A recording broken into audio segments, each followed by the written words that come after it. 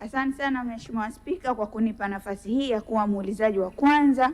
Kwanza kabisa ningependa kumpongeza Mheshimiwa Waziri Mkuu kwa kazi kubwa anayoifanya, lakini pia kwa namna alivyojipambanua kwamba yeye ni balozi wa watu wenye ulemavu.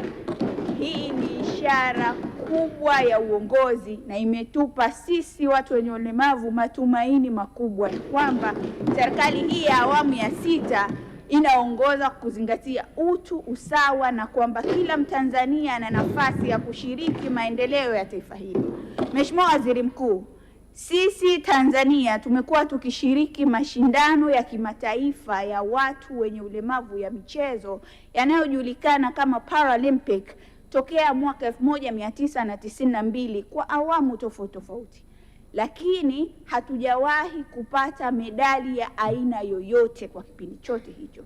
Swali langu ni kwamba je, serikali ina mikakati gani ya kuhakikisha kwamba inaimarisha michezo kwa watu wenye ulemavu ili tuweze kuleta medali ndani ya taifa letu? Asante. Mheshimiwa Waziri Mkuu. Mheshimiwa Spika,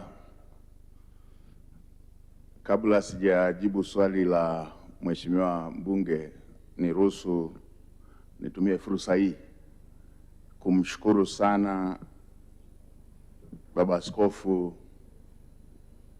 Maimbo Mdolwa, mkuu wa Kanisa la Kianglikana Tanzania, na Baraza la Maaskofu wa Kianglikana Tanzania na Waanglikana wote kwa heshima walionipa juzi wikendi iliyopita ya kunitunukia cheo cha lay canon wa Kanisa la Kianglikana. Mheshimiwa Spika, sichukulii kawaida jambo hilo, na hasa ikizingatiwa inawezekana ikawa ndio lay canon wa kwanza wa Kanisa la Kianglikana asiye Mwanglikana. Mheshimiwa Spika, niende kwenye swali la Mheshimiwa mbunge.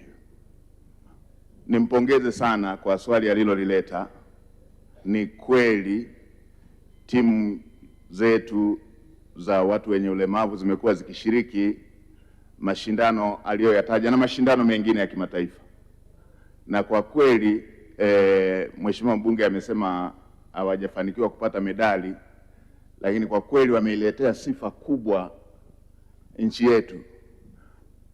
Kama waheshimiwa wabunge mtakavyokumbuka, timu yetu ya Tembo Warriors ilishiriki kombe la dunia, na tena haikushiriki kinyonge, ilishiriki kama timu iliyojiandaa na ilionyesha mchezo mzuri sana mwaka 2022. Kadhalika ikashiriki mashindano ya AFCON mwaka 2024 nchini Misri, na kushiriki mashindano ya Sekafa yaliyofanyika Burundi, na kama sikosei ilikwenda mpaka hatua ya fainali. Hicho sio kitu kidogo. Sasa kuhusu mikakati, Mheshimiwa Spika, nimhakikishie mbunge serikali itaendelea kutengeneza mazingira ya kuweza kupata hizo medali, ikiwa ni pamoja na kuandaa miundombinu itakaowezesha wachezaji wetu hao wa timu za watu wenye ulemavu kuweza kujiandaa yanapokuwepo mashindano. Miundombinu ni sehemu ya maandalizi ya kuweza kufanya vizuri.